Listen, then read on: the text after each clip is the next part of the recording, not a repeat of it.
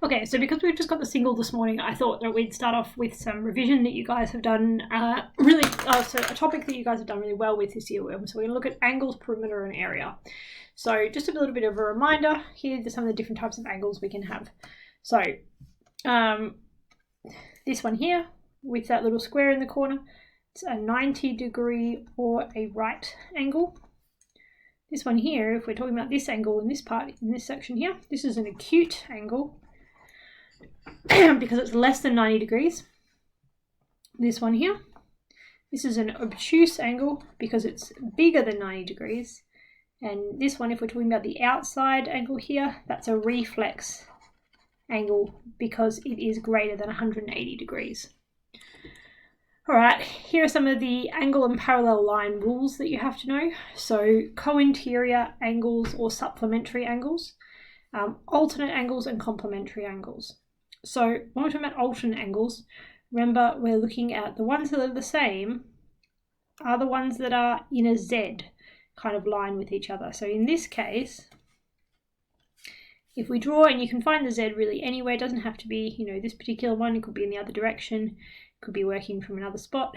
But if we draw a Z here along our parallel lines and then using the other line in the middle, then those two angles across from each other are alternate and are the same. Okay. We also have alternate angles as well when we're looking at two straight lines that cross over each other, and the interior angles then are alternate and they're the same as well. So in that case, they would be the same. All right, and these ones we generally tend to say opposite angles, but it really means the same thing. Okay, complementary angles. It's the kind of the opposite of alternate. So with a complementary angle, you're not looking at two that are inside. The two outside angles, the two ones that complement each other, that are in the same spot in both parallel lines, they're also equal to each other. So those two there are the same. And then co-interior and supplementary, this one's a little bit different. For the co-interior, we're talking about the ones that are within the lines. In that case, we'll call that one C and that one D. And those ones, they go together because C angle plus D angle equal to 180. So both of those together add up to 180. And you could also see it written with this one as D as well, because then those two are alternate.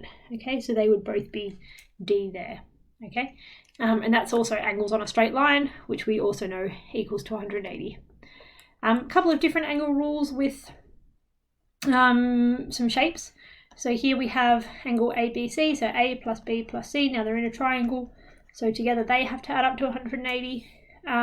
For a four-sided shape, we have A plus B plus C plus D, and they add up to 360. Okay. We also know that all of the angles around a point,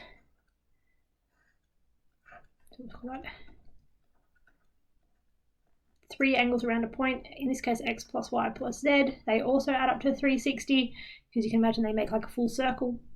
And angles in a straight line, okay, if you have A degrees and B degrees, A plus B gives you 180, again, because that makes like half a circle. Okay. If we go down to area and perimeter, just a kind of summary of some of the shapes you have to know in the formulas. So if we're looking at the area and the perimeter for each of these. Now, first one's a circle, and again with circles, we don't talk about perimeter, we talk about circumference. So the circumference of our circle is 2 pi r, 2 times pi times radius. Our area is pi r squared, okay, pi times radius again. And there, if we had 3, we would then sub that in and work that out. We've done that recently, so I don't think we need to go over it again. For area of a rectangle,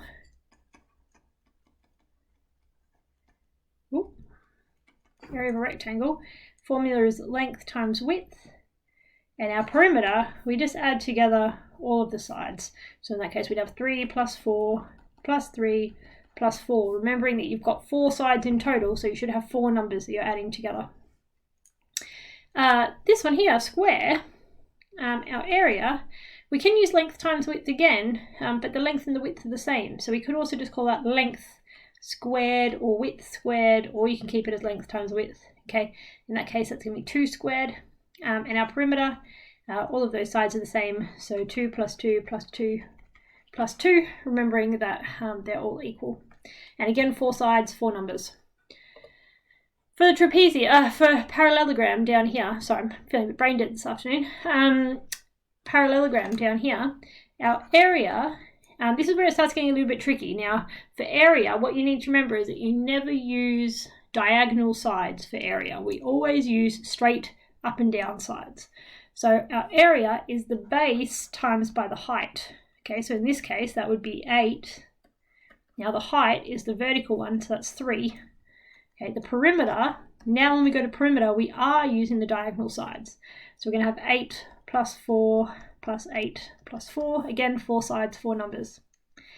For a triangle, remember triangle's half a rectangle. So with the area, we're dividing it by 2. And it's also base times height. So it's base times height divided by 2. And again, we don't ever use the diagonal side for area, only the up and down sides. So we've got 7 times 9 divided by 2.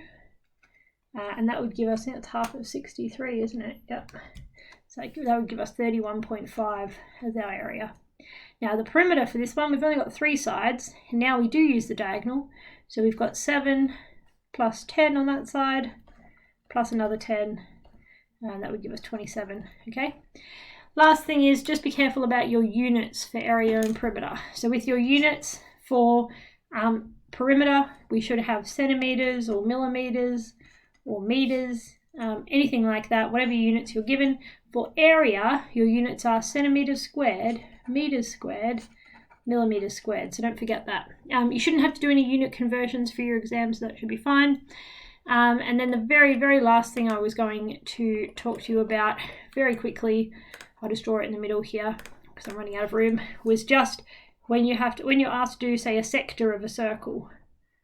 Okay, so remembering that the sector of the circle, the first thing you do is you find area or the perimeter